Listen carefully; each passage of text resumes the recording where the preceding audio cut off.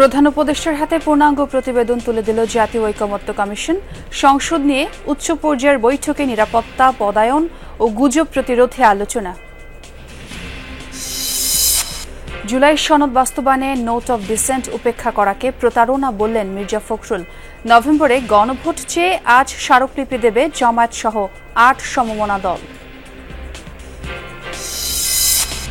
মেরামতের পর আবার স্বাভাবিক হয়েছে মেট্রো রেল চলাচল। ফার্মগেট অংশে কম্পনের জেরে রাতে সাময়িক বন্ধ ছিল আগারগাঁও টু শাহবাগ রুটে। কালকে শুনছিলাম আর কি মেট্রো বন্ধ ছিল, এখন আসে দেখে চালু আছে। ফার্মগেট থেকে আসার সময় ট্রেনটা একটু স্লো চলে, ওই ইয়েতে বিলম্ব পাচ্ছি। গতকাল রাতে 9:30টার পর সাময়িক সময়ের জন্য কিছুক্ষণ বন্ধ ছিল, এখন আজকে সকাল থেকে পুরো লাইন স্বাভাবিক নিয়মে চলছে। জলবায়ু পরিবর্তন ইস্যুতে বাংলাদেশের সাথে কাজ করবে জার্মানি। সফরে রোহিঙ্গা সংকট অন্যতম অগ্রাধিকার জানালেন উপমন্ত্রী ইউহান সাটফ। ভোটার বাড়লেও আগামী নির্বাচনে রাঙামাটিতে কমছে বুথের সংখ্যা। অতি দুর্গম 20টি কেন্দ্রে হেলিকপ্টারে পাঠানো হবে ভোটের সরঞ্জাম। উইন্ডিজের বিপক্ষে দ্বিতীয় টি-20তে হারের দায় ব্যাটারদের, বললেন তানজিদ তামিম। আশা বিশ্বকাপের আগেই ছন্দে ফিরবে দল।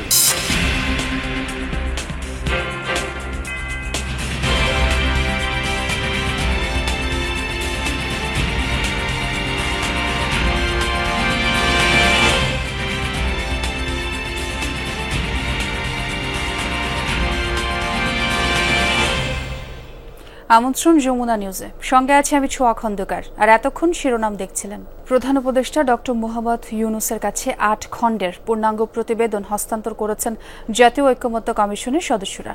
বুধবার সন্ধ্যায় রাষ্ট্রীয় অতিথি ভবন যমুনায় যান তারা। প্রতিবেদনটি গ্রহণ করে এটিকে একটি সহজবোধ্য বইয়ে রূপ দেওয়ার আহ্বান জানান প্রধান উপদেষ্টা। বলেন, এই প্রতিবেদন সাধারণের সহজবোধ্য একটি ভার্সনে তৈরি করতে হবে, যাতে সাধারণ মানুষ, স্কুল কলেজের শিক্ষার্থীরা পড়ে বুঝতে পারে এবং অন্যদেরও বোঝাতে পারে। বইটি ইংরেজি ও বাংলা 2 ভাষাতেই প্রকাশের আহ্বান জানান ডক্টর ইউনূস। এর আগে মঙ্গলবার সরকারের কাছে জুলাই জাতীয় সনদ বাস্তবায়নের সুপারিশ হস্তান্তর করে কমিশন। ডিসেম্বরের প্রথম সপ্তাহে ঘোষণা করা হবে জাতীয় সংসদ নির্বাচনের তারিখ।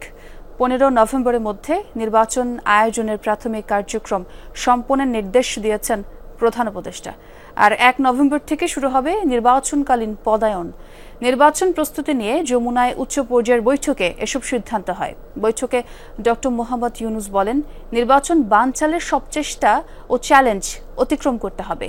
বিকেলে ফরেন সার্ভিস একাডেমিতে প্রধান উপদেষ্টার প্রেস সচিব জানান, গত 3 নির্বাচনে রিটার্নিং অফিসার, পোলিং অফিসার ও প্রিসাইডিং অফিসারের দায়িত্বে থাকা কাউকে এবারের নির্বাচনে রাখা হবে না।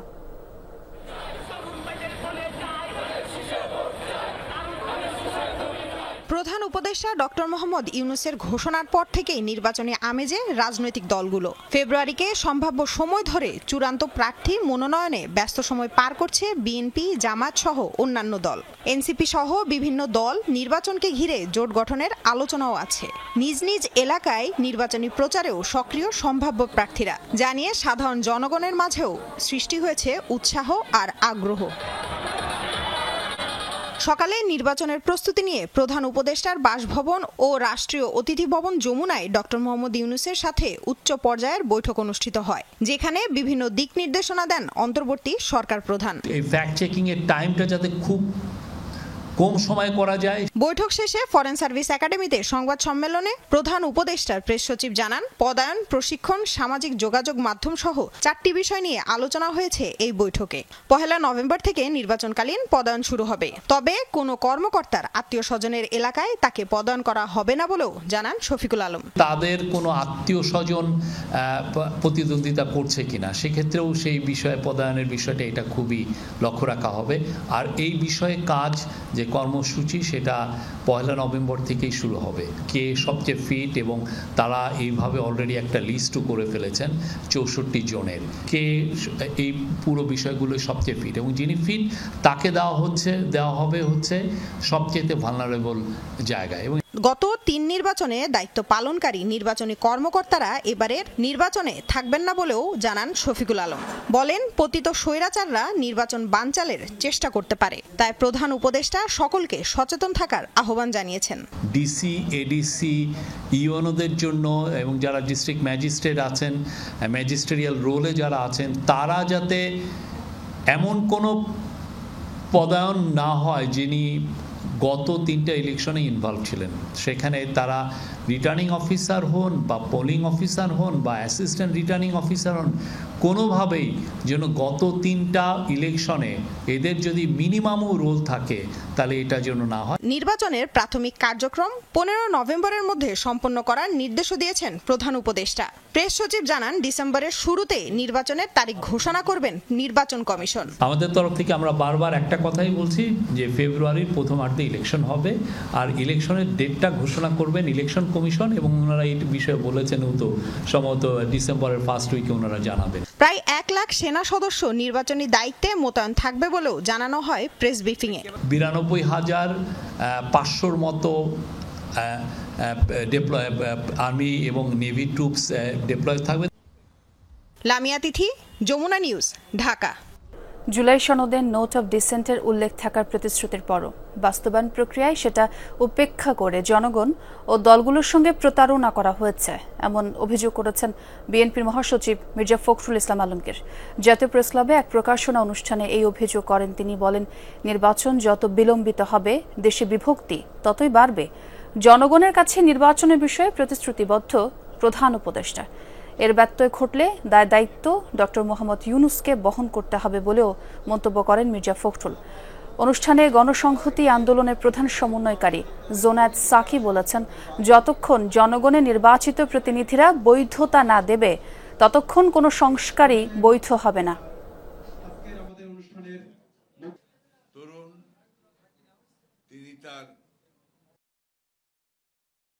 নোট অফ ডিসেন্টগুলো লিপিবদ্ধ করার একটা প্রতিশ্রুতি ছিল তাদের, কিন্তু অবাক বিষয় আমরা লক্ষ্য করলাম যে কালকে যখন তারা প্রকাশ করলেন সেই বিষয়গুলো নেই।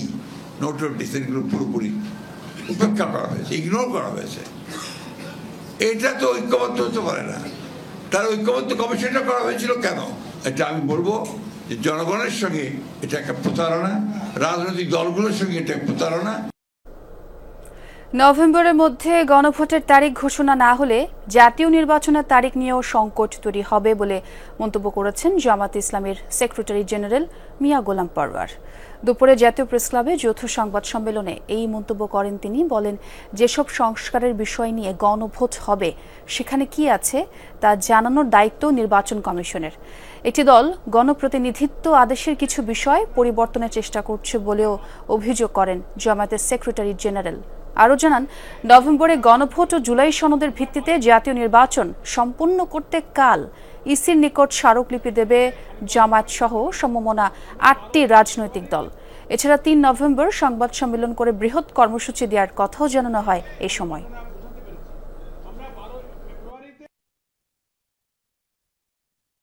সরকারের এখন দায়িত্ব পড়ে গেছে খুব দ্রুত গণভোটের তারিখ ঘোষণা করা, এবং গণভোটের তারিখ যদি আগে ঘোষণা করানো হয়, আগে বলতে জাতীয় নির্বাচনের আগে নভেম্বরের মধ্যে তারিখ দিয়ে যদি ঘোষণাটা না করা হয়, যত দেরি করা হবে ততই কিন্তু মূল জাতীয় নির্বাচনের তারিখ নিয়ে নতুন সংকট দেখা দিতে পারে। জুলাই সনদ বাস্তবায়ন, সংস্কার ও বিচারের রোডম্যাপ প্রদান ও নির্বাচন কমিশন পুনর্গঠন করেই ফেব্রুয়ারিতে নির্বাচনের দিকে এগোতে হবে বলে মন্তব্য করেছেন এনসিপির আহ্বায়ক নাহিদ ইসলাম। ঐকমত্য কমিশনের সবশেষ সুপারিশে একমত জানিয়ে নাহিদ বলেন, সরকারের পক্ষ থেকে সাড়া মিললে জুলাই সনদে স্বাক্ষর করবে এনসিপি। এ সময় সদস্য সচিব আক্তার হোসেন বলেন, 17 তারিখে জুলাই সনদে স্বাক্ষর করলে ঐকমত্য কমিশনের সবশেষ সুপারিশ আসতো না, তাতে ধূলিসাৎ হতো গণভ্যুত্থানের আকাঙ্ক্ষা। এর আগে দলীয় কার্যালয়ে এক ব্রিফিংয়ে দলটির মুখ্য সমন্বয়ক নাসির উদ্দিন পাটোয়ারি বলেন, গণভোটের সময় নিয়ে বিএনপি জামায়াতের বিভক্তিতে জড়াবে না এনসিপি। প্রথম প্রস্তাবটিকে আমরা সমর্থন দিচ্ছি এবং প্রথম প্রস্তাবটি যাতে সরকার দ্রুত এই আদেশ জারি করার ব্যবস্থা করে, এইটা আমাদের জোর দাবি থাকবে। এবং সরকারের জায়গা থেকে রেসপন্স আসলে সরকার এটা জারি করার বিষয়ে তাদের বক্তব্য আসলে আমরা তখন স্বাক্ষরের বিষয়ে আমাদের সিদ্ধান্ত তখন আমরা জানাবো। জুলাই সনদ এবং এরপরে বিচারের রোডম্যাপ, নির্বাচন কমিশনকে আমরা বলে আসছি এটা পুনর্গঠন প্রয়োজন এবং ফেব্রুয়ারিতে নির্বাচন হতে হলে আসলে এই বিষয়গুলো দ্রুতই সমাধানের দিকে যেতে হবে। স্বাভাবিক হয়েছে মেট্রো রেল চলাচল। রাতে সাময়িক বন্ধ থাকার পর সকাল থেকে পুরো দমে চলছে রেল চলাচল। স্বাভাবিক হলেও যাত্রীদের মধ্যে এখনো শঙ্কা কাজ করছে, তাই অন্যান্য দিনের তুলনায় যাত্রীর সংখ্যা অনেকটাই কম। এর আগে রাত 9:30টায় আগারগাঁও থেকে শাহবাগ অংশে সাময়িক সময়ের জন্য মেট্রো চলাচল বন্ধ ছিল। বিয়ারিং প্যাড পড়ে ফার্মগেটের যেই স্থানে দুর্ঘটনা ঘটেছিল সেখানে কিছুটা কম্পনের কারণে নিরাপত্তার স্বার্থেই নেওয়া হয় সতর্কতামূলক ব্যবস্থা। পরে সেসব স্থানে রক্ষণাবেক্ষণ ও মেরামত কাজ চালায় কর্তৃপক্ষ। এর আগে গত রোববার দুপুরে 12টার পর ফার্মগেট স্টেশনের 433 নম্বর পিলারে উড়াল পথের সংযোগে থাকা বিয়ারিং প্যাড খুলে নিচে পড়ে যায়। এই ঘটনায় আবুল কালাম নামের এক যুবক মারা যান। বিয়ারিং প্যাড স্থাপন করার পর পুরো পথে মেট্রো রেল চালু করা হয় সোমবার বেলা 11টার দিকে। তারপরও ফার্মগেটে দুর্ঘটনাস্থলে 3 দিন ধরে ধীরগতিতে চলাচল করেছে মেট্রো রেল। দর্শক, আমরা একটু আগারগাঁওয়ে যেতে চাই। সেখানে আছেন আমার সহকর্মী সুমাইয়া ঐশী। মেট্রো রেলের খবরাখবর জানতে চাই। ঐশী, শুনতে পাচ্ছেন নিশ্চয়ই? মেট্রো রেল চলাচলের কি অবস্থা দেখছেন এখন, এবং যাত্রীরা কি এখনো শঙ্কার কথা বলছেন? যাত্রীরা শঙ্কার কথা শুরু থেকেই বলছেন। সকালে যেমন একদম ভোরে যারা এসেছিলেন তারা যেমন বলেছেন, এখনও যারা চলাচল করছেন তারাও বলছেন যে চলাচল স্বাভাবিক হলেও তাদের মধ্যে একটা শঙ্কা কাজ করছে। কারণ যেমন এখন কিন্তু 8:12 মতো বাজে, এখন একদম স্বাভাবিক যে সময়, সেই সময়টিতে কিন্তু অফিস টাইম, স্কুলগামী প্রচুর শিক্ষার্থী এবং অফিসগামী প্রচুর মানুষ চলাচল করেন এই সময়, বিশেষ করে আগারগাঁও রেল স্টেশনটিতে। এবং এই সময়টাতে কিন্তু অন্ততপক্ষে এই যে প্রবেশের যেই লাইন, অর্থাৎ প্ল্যাটফর্মের ভেতরে প্রবেশের যেই লাইন, সেটি কিন্তু অনেক দূর পর্যন্ত প্রসারিত হয়, অর্থাৎ প্রচুর মানুষ লাইনে দাঁড়িয়ে থাকেন ভেতরে ঢোকার জন্য। কিন্তু এখন যে চিত্র দেখতে পাচ্ছি সেটি কিন্তু একদমই ছুটির দিনেও এমন চিত্র থাকে না বলা চলে। ফলে যদিও মেট্রো চলাচল একদম স্বাভাবিক হয়েছে, ধীর গতিতে চলছে দু একটি জায়গায় যেখানে আসলে শঙ্কা ছিল বা দুর্ঘটনাস্থল, যেমনটি আপনিও কিছুক্ষণ আগে বলছিলেন, সেই সমস্ত জায়গাটিতে ধীর গতিতে চলছিল, এখনও চলছে। তবে একদম কোনো স্টেশনে মেট্রো রেল দাঁড়াচ্ছে না বা টিকিট কাটার ক্ষেত্রে সমস্যা হচ্ছে, এরকম কোনো বক্তব্য কোনো যাত্রীর কাছ থেকে আমরা পাইনি। কর্তৃপক্ষ বলছেন যে স্বাভাবিক নিয়মে চলছে, একদম সকাল থেকে যাত্রীরা আসছেন যাচ্ছেন, স্কুল শিক্ষার্থীরাও অনেকেই আসছেন, আমরা দেখেছি বাচ্চা নিয়ে, নারী থেকে শুরু করে সব বয়সীরা চলাচল করছেন। তবে যাত্রীদের মধ্যে শঙ্কা আছে। তারা বলছেন যে মেট্রো রেল চালু হয়েছে মাত্র কয়েক বছর হলো, এর মধ্যেই বেয়ারিং প্যাড পড়ে যাওয়া বা এই ধরনের ঝুঁকিপূর্ণ যে সমস্ত ঘটনা ঘটছে সেটাতে আসলে তারা ভীষণই আতঙ্কগ্রস্ত আছেন।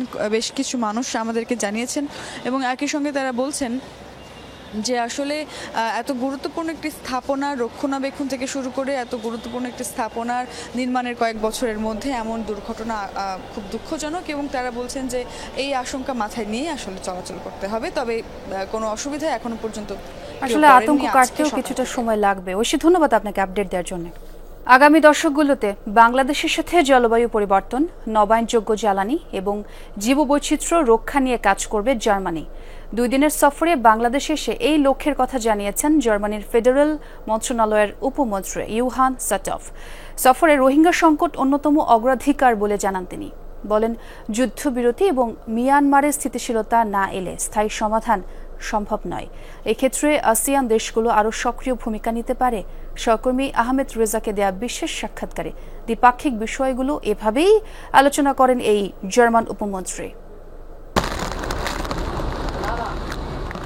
জলবায়ু সংকটের কারণে বাংলাদেশের প্রাণ প্রকৃতির পাশাপাশি ক্ষতিগ্রস্ত বিশাল জনগোষ্ঠী।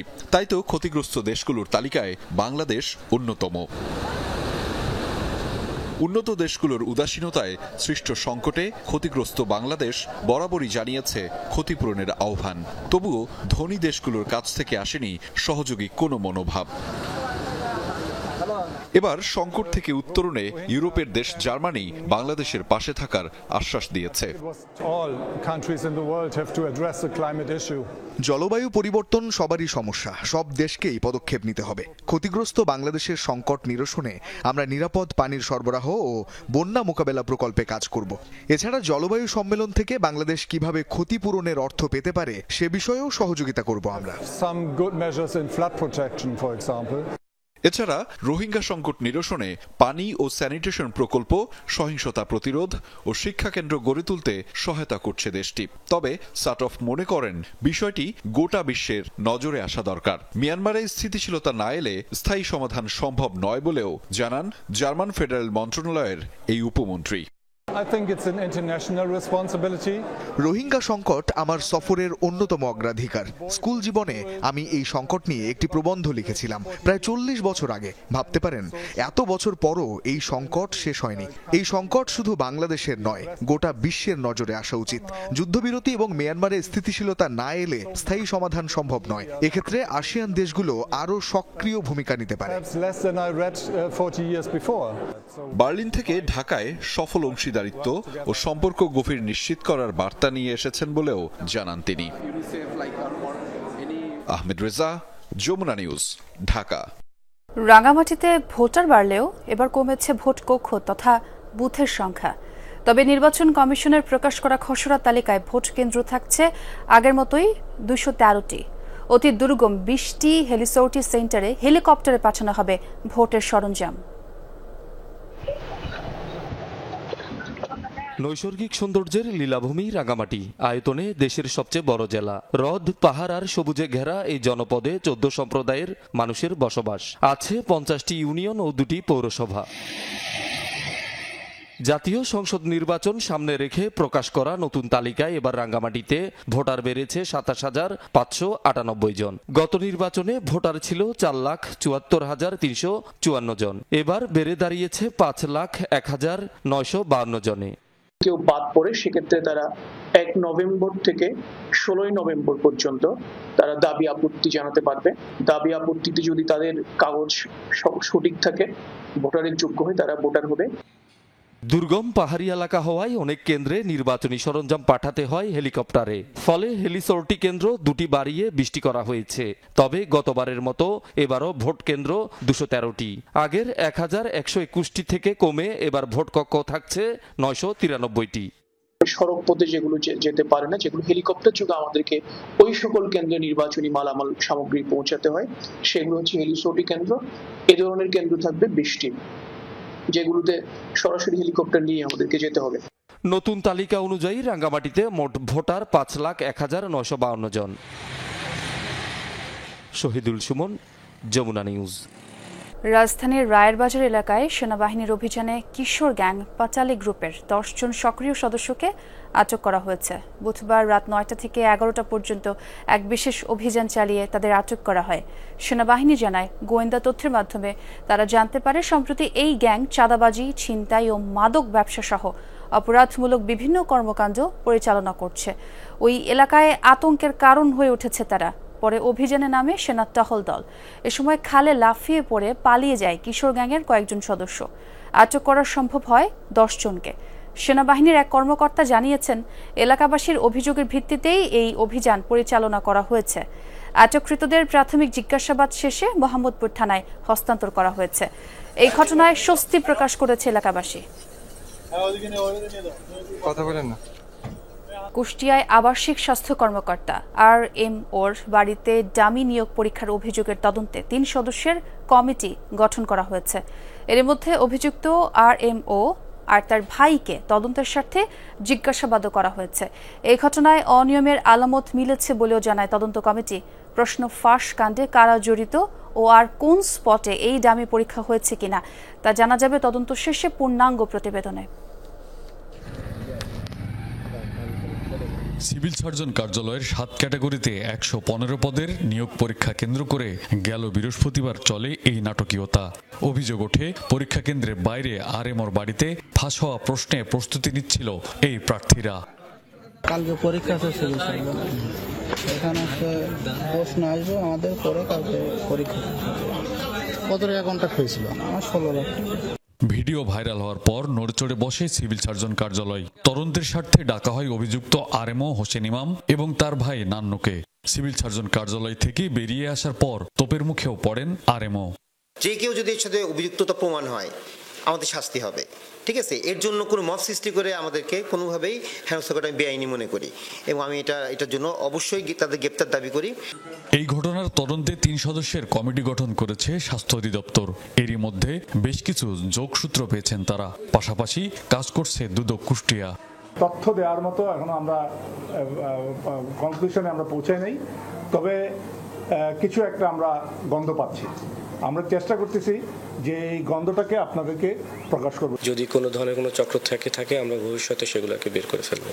শুধু চক্র না, এই সাথে অন্যান্য যারা আছে, মানে এর সাথে যদি অন্য কেউ জড়িত থাকে তাও আসবে। সিভিল সার্জনের মতো গুরুত্বপূর্ণ কার্যালয়ে এমন অনিয়মের অভিযোগে ক্ষুব্ধ স্থানীয়রা। সুষ্ঠু ও নিরপেক্ষ তদন্তের মাধ্যমে জড়িতদের বিরুদ্ধে আইনানুগ ব্যবস্থা গ্রহণের দাবি সকলের। অনেক ছাত্রছাত্রী যারা অভিযোগ করেছে যে এখানে এমসিকিউ পরীক্ষার প্রশ্নপত্রগুলো সরাসরি আমাদের আরএমও ডাক্তার হোসেন ইমামের বাড়িতে এগুলো ফিল আপ করা হচ্ছে। প্রশ্নপত্র ফাঁস হয়ে গেছে এবং একই সাথে প্রশ্নপত্র ফাঁসের সাথে সাথে প্রশ্নপত্র মুখস্থ করে দেওয়ানো হয়েছে বেশ কিছু অ্যাপ্লিকেন্টদের। অভিযোগ রয়েছে প্রশ্ন ফাঁস এবং উত্তরপত্র সরবরাহ করা হয়েছে জেলার আরও কয়েকটি স্পটেও। তদন্ত শেষে থলের বিড়াল বেরিয়ে আসবে এমনটাই প্রত্যাশা সকলের। রুহুল আমিন বাবু, যমুনা নিউজ, কুষ্টিয়া। 4 মাস পরিচর্যা শ্রম শেষে এখন মাছের ধান ঘরে তোলার পালা। সাতক্ষীরায় এবছর আমন মৌসুমে ধানের বাম্পার ফলন হয়েছে, তবে দাম নিয়ে রয়েছে অসন্তোষও। কৃষকরা বলছেন সবকিছুর দাম বেড়েছে, ধানের দাম বাড়েনি। সরকারের সংগ্রহ মৌসুম শুরু হলে দাম কিছুটা বাড়বে বলছে কৃষি বিভাগ। রোদে পুড়ে ঘামে ভিজে ধানদিয়া ইউনিয়নের এনায়েতপুর গ্রামের কৃষক নেয়ামত আলী দেখছেন অর্জন কতটা।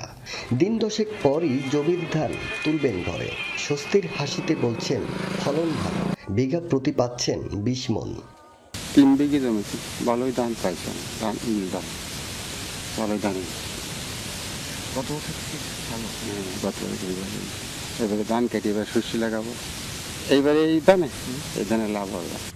এরই মধ্যে পাকা ধান কাটছেন কেউ কেউ, সেই ধান ঘরে তুলতে রয়েছে ব্যস্ততা। ফলনে সন্তুষ্ট অন্য কৃষকরাও। বিঘা বইতে আমরা 20 মণ করে ধান পাতেছি, ইনশাল্লাহ লাভবান গতবার আছে, এবার ভালো পাবো ইনশাল্লাহ। আমরা খুব লাভে এবার থাকবো। ধান অন্য বছর থেকে এবছর খুব ভালো আছে, বুঝতে পেরেছেন। আর খরচ খরচাতে আমার বিঘা প্রতি অনেক খরচ খরচা পড়ে যায়, তারপরেও আমাদের ইনশাল্লাহ খোরাকি হয়ে আরো কিছু বেচতে পারি। প্রতিমণ ধান বিক্রি হচ্ছে 1200 টাকায়। সবকিছুর দাম বেড়েছে, বাড়েনি ধানের দাম। অভিযোগ কৃষকদের, এ নিয়ে রয়েছে অসন্তোষ। 1200 টাকা মন লাভ হবে বলে মনে হয় না, সব জিনিসের দাম। লাভের চিন্তা করলে তো ফল করা যাবে না। 12,000 টাকার থেকে 13,000 টাকা খরচ হয়, তাই এই টাকা ধান বেশি বিচুলি বেশি এই টাকা ওঠে না। এখন পর্যন্ত কাটা হয়েছে 4% জমির ধান। সরকারের ধান সংগ্রহ মৌসুম শুরু হলে দাম কিছুটা বাড়বে বলছেন কৃষি কর্মকর্তা। আমাদের এবছর আমাদের বৃষ্টিপাত ভালো ছিল, আমরা কৃষকদের যে পানির যে খরচটা সেটা কম পেয়েছে এবং আমরা কৃষকরা সবসময় বলে যে আমাদের উৎপাদন খরচটা একটু বাড়ছে। কৃষি বিভাগ বলছে জেলায় এবছর 89,145 হেক্টর জমিতে আমন আবাদ হয়েছে। ফলন লক্ষ্যমাত্রা ধরা হয়েছে 2,64,760 মেট্রিক টন। শেষ মুহূর্তে আবহাওয়া অনুকূলে থাকলে ভালো ফলন ঘরে তুলতে পারবেন কৃষকরা। আকরামুল ইসলাম, যমুনা নিউজ, সাতক্ষীরা। সার বিক্রিতে মূল্য নির্ধারণ করে দিয়েছে সরকার, অথচ রাজবাড়ীর কৃষি নির্ভর উপজেলা কালুখালীতে অতিরিক্ত দামে সার বিক্রির অভিযোগ উঠেছে। এতে বিপাকে পড়েছে স্থানীয় কৃষকরা। চাষিদের অভিযোগ, সার কারসাজিতে জড়িত স্থানীয় ডিলাররা। বেশি দামে বিক্রি করছেন খুচরা ব্যবসায়ীরাও। সিন্ডিকেটে জড়িতদের বিরুদ্ধে ব্যবস্থা চান তারা। রাজবাড়ীর কালুখালী উপজেলার সারের বাজার, প্রতিটি দোকানেই পর্যাপ্ত মজুদ। তবে গোডাউনের চিত্রের সাথে ডিলার ব্যবসায়ীদের ভাষ্যের মিল নেই। সংকটের অজুহাতে চাষিদের কাছ থেকে অতিরিক্ত মূল্য আদায়ের অভিযোগ তাদের বিরুদ্ধে। কৃষকরা বলছেন, উপজেলা জুড়েই সারের কৃত্রিম সংকট তৈরি হয়েছে। স্বাভাবিকের চেয়ে সব ধরনের সারে 200 থেকে 500 টাকা পর্যন্ত বেশি দাম গুনতে হচ্ছে। অভিযোগের তীর স্থানীয় ডিলারদের বিরুদ্ধে। সরকারি মূল্যে সার চাইলে সরবরাহ সংকটের অজুহাত দিচ্ছেন ব্যবসায়ীরা, অথচ বেশি দাম দিলেই মিলছে সার। তবে কেনার পর দেয়া হচ্ছে না কোনো বিল বা ভাউচার। 20 টাকা কেজি আমরা ইউরিয়া সার কিনছে, এখন বর্তমান সেটা 35 টাকা কেজি। দিন দিন সারের দাম ঊর্ধ্বগতির দিকে যাচ্ছে। 1 কেজি সার কিনছি, আপনার টিএসপি কিনছিল 1300 টাকা বস্তা, সেটা আন 1850 টাকা। বাংলা ডিআইবি কিনছি 1600 টাকা বস্তা, সেটা আন 2500 টাকা বস্তা। সরকারিভাবে সব ধরনের সারের মূল্য নির্ধারিত থাকলেও তোয়াক্কা করছেন না বিক্রেতারা। খুচরা পর্যায়েও কেজি প্রতি বাড়তি দাম। পেঁয়াজ আবাদ মৌসুমের শুরুতে সার নিয়ে এমন কারসাজিতে দুশ্চিন্তায় কৃষকরা। বলছেন, সিন্ডিকেটের কারণে জমিতে পর্যাপ্ত সার দিতে পারছেন না তারা। ইউরিয়া 32 টাকা 30 টাকা এক এক দোকানে এক এক দাম নেয়। আমরা এগুলো 22 টাকা 23 টাকা করে কিনছি, গতবারও কিনছি। এবার এই পরিবেশে চলতেছে। পটাশে পাচ্ছে প্রায় 200 টাকা, অথচ আমরা এখন কিনে লাগাই, কিন্তু যখন পেঁয়াজ ওঠাই তখন পেঁয়াজের দাম একদমই কম থাকে। তার কারণে আমরা হয়তো খরচ যা করি তাই ওঠে না। এদিকে ব্যবসায়ীদের দাবি, চাহিদার তুলনায় বরাদ্দকৃত সারের যোগান কম। বাইরে থেকে বেশি দামে সার কিনছেন তারা। মাঠ পর্যায়ে কৃষি কাজের জন্য যতটুকু চাষযোগ্য জমি হয় ততটুকুর ওপর এটা অনেক আগের থেকেই সারটা বরাদ্দ করে তারাই তাদের জরিপে, কিন্তু সেই তুলনায় 100% সার আমাদের বরাদ্দ হয়। বাইরে থেকে আনলে পরে তখন আমাদের একটু বেশি দামে বিক্রি করতে হয়। যেমন আমরা বাইরে থেকে সংগ্রহ করে, আমরা তো সব সম্পূর্ণ বরাদ্দ পাচ্ছি না এখানে, মানে সম্পূর্ণ চাহিদা আমরা পাচ্ছি। এই ক্ষেত্রে এটা হয়। উপজেলা কৃষি কর্মকর্তা বলছেন, বাইরে থেকে সার কিনে বেশি দামে বিক্রির সুযোগ নেই। সিন্ডিকেটে জড়িতদের বিরুদ্ধে প্রমাণ পাওয়া গেলে নেওয়া হবে ব্যবস্থা। ফসলের আবাদ অনুযায়ী আমরা একটা চাহিদাপত্র দিয়ে থাকি বছরের শুরুতে। সেই অনুযায়ী যদি আসলে বরাদ্দটা আসতো, আমাদের বরাদ্দ তার থেকে কম আসে। যদি বাইরে থেকে নিয়ে আসে, নিশ্চয়ই অন্য একটা জেলা থেকে নিয়ে আসছে, অন্য একটা জেলার ডিলার বিক্রি করেছে। সেক্ষেত্রে ওই ডিলারও যেরকম ভাবে অপরাধী, উনিও যদি বাইরে থেকে নিয়ে আসে সেও অপরাধী। কালুখালীর প্রায় 75% মানুষই কৃষি নির্ভর। উপজেলায় সরকারি অনুমোদন পাওয়া সারের ডিলার 31 জন। সাবরিনা লিজা, যমুনা নিউজ। দেশের নানা স্থানে সনাতন ধর্মাবলম্বীদের মধ্যে পালিত হচ্ছে দেবী জগদ্ধাত্রী পূজা। গতরাত থেকে প্রদীপ প্রজ্বলন ও প্রার্থনার মধ্য দিয়ে শুরু হয় এই পূজার আনুষ্ঠানিকতা। ভক্ত অনুরাগীরা জানায়, কার্তিক মাসের শুক্লা নবমী তিথিতে এবার শুরু হয়েছে এই দেবীর আরাধনা। প্রথম দিনে মন্দিরে ধর্মীয় আচার রীতি ও প্রার্থনা করে সময় কাটছে পুণ্যার্থীদের। এছাড়া পূজা ঘিরে মন্দির প্রাঙ্গণে আয়োজন করা হয়েছে গ্রামীণ মেলারও। শনিবার রাতে ঘট বিসর্জনের মধ্য দিয়ে শেষ হবে পূজার আনুষ্ঠানিকতা। চট্টগ্রামের পটিয়া ও পটুয়াখালীর বাউফল সহ নানা এলাকায় এই পূজা উপলক্ষে নানা থিমে সাজানো হয়েছে দেবী জগদ্ধাত্রীকে।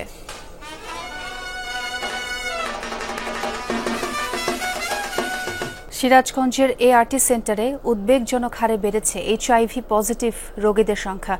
গত 6 বছরে সেখানে চিকিৎসা নিতে আসা রোগীদের মধ্যে 255 জন এই মরণ ব্যাধিতে আক্রান্ত। এদের বেশিরভাগই সমকামিতা ও ইনজেকটিভ ড্রাগ ব্যবহারকারী। আক্রান্তদের বিনামূল্যে চিকিৎসা এবং ওষুধ প্রদানের পাশাপাশি কাউন্সেলিং করানো হচ্ছে। সম্প্রতি দেশের বিভিন্ন গণমাধ্যমের শিরোনামে সিরাজগঞ্জ। দাবি করা হচ্ছে যমুনা নদী তীরবর্তী অঞ্চলটি এইডসের রেড জোন। নিঃসন্দেহে শিউরে ওঠার মতো তথ্য। বিষয়টি যাচাই করতে সিরাজগঞ্জ এআরটি সেন্টারে যমুনা টেলিভিশন। জানা যায়, গত কয়েক বছরে উদ্বেগজনক হারে বৃদ্ধি পেয়েছে ইনজেকটিভ ড্রাগ ব্যবহারের মাধ্যমে HIV পজিটিভের সংখ্যা। সমকামীদের গ্রাফও ঊর্ধ্বমুখী। একটা ক্ষেত্রে বেড়ে গেছে, সেটা হচ্ছে সমকামীদের মধ্যে। যে সমকামী বলতে হচ্ছে MSM MSW, male having to sex with male, যারা এদের মধ্যে একটু HIVর হারটা বেড়ে গেছে। এবার পাওয়া গেল আরেক তথ্য। এআরটি সেন্টারে গত 6 বছরে 10,600 জনের HIV টেস্ট করা হয়েছে, যাদের মধ্যে পজিটিভের সংখ্যা 255 জন। চিকিৎসকরা বলছেন, এই পরিসংখ্যান শুধু সিরাজগঞ্জবাসীদের নয়, এআরটি সেন্টারে পরীক্ষা করা হয়েছে পার্শ্ববর্তী আরও 8 জেলার রোগীদের। 2020 সাল থেকে 2025 সাল পর্যন্ত 10,600-র অধিক মানুষকে এইচআইভি টেস্ট করা হয়েছে। এর ভিতরে পজিটিভ এসেছে 255 জন, এবং এই 255 জন হচ্ছে সিরাজগঞ্জ জেলা সহ মোট 8টি জেলার চিত্র। রেড জোন ঘোষণা করতে হলে আমরা যে টেস্ট করব, সন্দেহভাজন যে রোগীগুলো আসবে, এই টেস্টের 5% অথবা তার চেয়ে বেশি হতে হবে। সেই হিসাবে এই পরিমাণ 0.5, মানে এটা অনেক কম। সেই হিসাবে আমরা এটাকে রেড জোন ঘোষণা করতে পারি না। চলতি বছরে জেলায় এইচআইভি পজিটিভের সংখ্যা 22 জন। সিভিল সার্জন জানালেন, এই মরণ ব্যাধি থেকে রক্ষায় প্রয়োজন সচেতনতার। সমকামিতার বিষয়টা এটা আসলে একটা হিডেন মাস বলা যায়, আইসবার্গ অফ ডিজিজের মতোই। এটা তো আসলে দেখা যায় না, ফিজিক্যালি দেখে বোঝা যায় না কি তার সাথে ইয়ে করছে। তবে এই বিষয়গুলো আমরা অ্যাওয়ারনেস বৃদ্ধি করব আমাদের স্কুল কলেজ পর্যায়ে এবং জেলা পর্যায়ে আমরা মাস অ্যাওয়ারনেস বৃদ্ধি করব। এইচআইভি পজিটিভ রোগীদের অনেকে চিকিৎসা নিচ্ছেন হাসপাতালে। বিনামূল্যে ওষুধ প্রদান, চিকিৎসা সেবার পাশাপাশি কাউন্সিলিং করা হচ্ছে তাদের। দিতে দিতে দিতে দিতে ওর ব্লাড আমার ভিতরে গেছে, আমার ব্লাড ওর ভিতরে গেছে, চাইতে চাইতে চাইতে চাইতে এই যে এই রোগটা আক্রান্ত হয়ে গেছে আর কি। এই হাসপাতালে যে আসছি, এইচআইভি যে ওষুধগুলো দেয় তাতে আমি সুস্থ আছি, ভালো আছি। ভয়ঙ্কর এই ব্যাধি রোধে সচেষ্ট জেলা মাদকদ্রব্য নিয়ন্ত্রণ অধিদপ্তর। ইনজেকটিভ ড্রাগের মাধ্যমে রোগটির বিস্তার বন্ধে নিয়মিত অভিযান পরিচালনা করা হচ্ছে। ইনজেকটিভ ড্রাগের সাথে যারা বেশি জড়িত তাদের আলাদা লিস্ট করছি, লিস্ট করে আমরা অভিযান পরিচালনা করা শুরু করেছি। আপনারা কিছুদিনের মধ্যে দৃশ্যমান যে অগ্রগতি আপনারা সেটা দেখতে পারবেন। এইচআইভির ঊর্ধ্বমুখী গ্রাফ নিয়ন্ত্রণে সচেতনতার বিকল্প নেই বলছেন সংশ্লিষ্টরা। রাহিম সারোয়ার, যমুনা নিউজ। বাংলাদেশ উইন্ডিজ টি-20 সিরিজের খবর। ব্যাটিং ব্যর্থতায় উইন্ডিজের বিপক্ষে সহজ ম্যাচ কঠিন করে হারল বাংলাদেশ। উইন্ডিজের দেয়া 150 রানের লক্ষ্যে ব্যাট করতে নেমে 135 রানেই থেমে যায় টাইগারদের ইনিংস। 14 রানের জয়ে এক ম্যাচ হাতে রেখেই সিরিজ নিশ্চিত করল সফরকারী উইন্ডিজ। 6 বছর পর বৈঠকে বসলেন বিশ্বের দুই পরাশক্তিধর দেশের রাষ্ট্রপ্রধান ডোনাল্ড ট্রাম্প ও শি জিনপিং।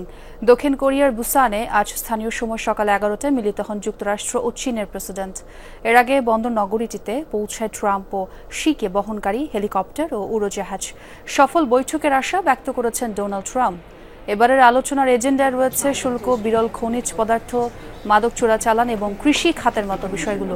ধারণা করা হচ্ছে এই বৈঠকের মধ্য দিয়ে শুল্ক যুদ্ধ ইস্যুতে কোনো না কোনো সমঝোতায় পৌঁছাবে সবচেয়ে বড় অর্থনীতির দেশ দুটি। এছাড়াও রাশিয়া ইউক্রেন যুদ্ধ থামাতে ওয়াশিংটন বেইজিং এর সহায়তা চাইতে পারে বলেও মনে করা হচ্ছে। এর আগে 2019 সালে সবশেষ বৈঠক করেন এই দুই নেতা।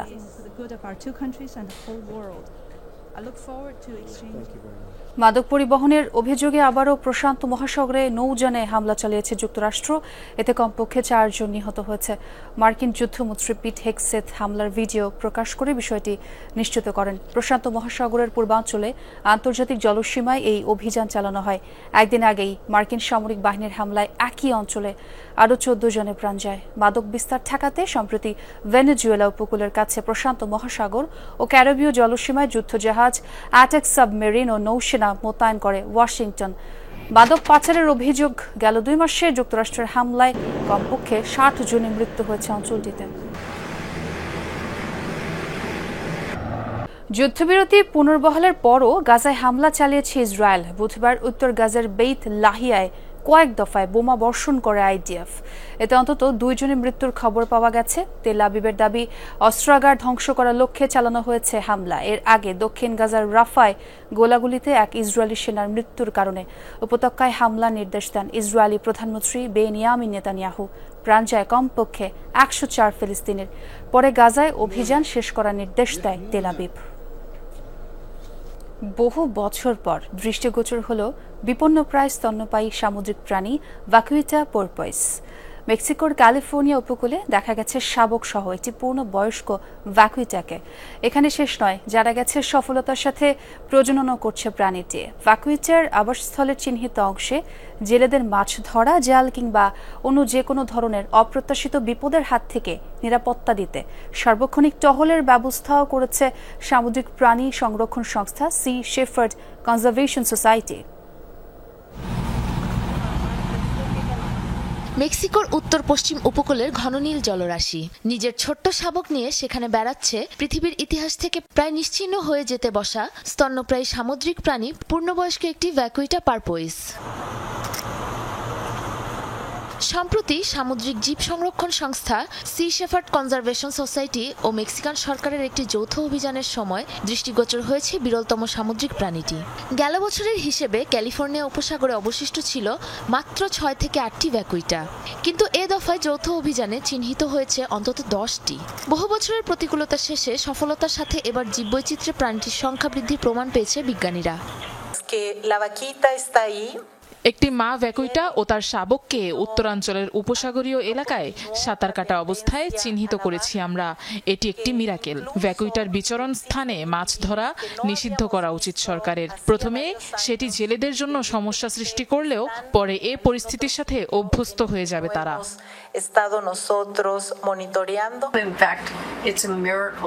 ভ্যাকুইটা এখনো আছে। বহু বছর পর আবারও আমাদের দৃষ্টিসীমায় এসেছে প্রাণীটি।